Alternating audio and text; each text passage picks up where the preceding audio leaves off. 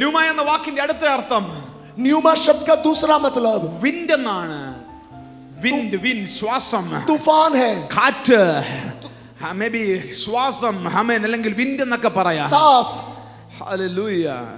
ഈ ശ്വാസമായിരുന്നു यही सांस था ആദമിന്റെ മൂക്കിലേക്ക് ഊതിയത്. आदम के नाक के अंदर परमेश्वर ने फूंका था. ശ്വാസമായിരുന്നു അവനെ ജീവനുള്ള ദേഹിയായി എഴുന്നേൽപ്പിച്ചത്. वही सांस था उसको जीवित देही बनाकर खड़ा किया. ശ്രദ്ധിച്ചു കേൾക്കുക, ध्यान से सुनिए. ഒന്നാം ആദമിന്റെ മേൽ ഈ ശ്വാസം വന്നപ്പോൾ पहला आदम के अंदर जब ये सांस आया, അവൻ ജീവനുള്ള ദേഹിയായി. वो एक जीवित प्राण बन गया. പക്ഷെ ഒടുക്കത്തെ ആദമിനെ കുറിച്ച് പറഞ്ഞിരിക്കുന്നത് बल्कि आखिरी आदम के बारे में അവൻ बताया है, ജീവിപ്പിക്കുന്ന ന്യൂമയായി. वो जीवन देने वाला हवा बन गया. ഹല്ലേലൂയ.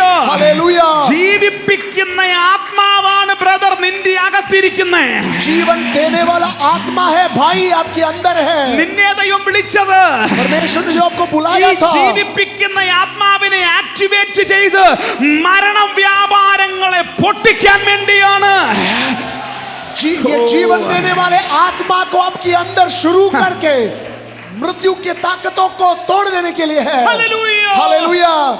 നമ്മൾ ഇപ്പോഴും നിറയണേ പറഞ്ഞിട്ടിരിക്കുക. हम अभी भी बोल रहे हैं कि मुझे भर दो, मुझे भर दो. അകത്തിരുന്ന് പരിശുദ്ധാത്മ പറയുക, अंदर बैठ के आत्मा बोल रहा है, ജീവിപ്പിക്കുന്ന ആത്മാവാ ഞാൻ. जीवन देने वाला आत्मा हूं मैं. നീ പോയി മരണങ്ങളെ പൊട്ടിക്കണം.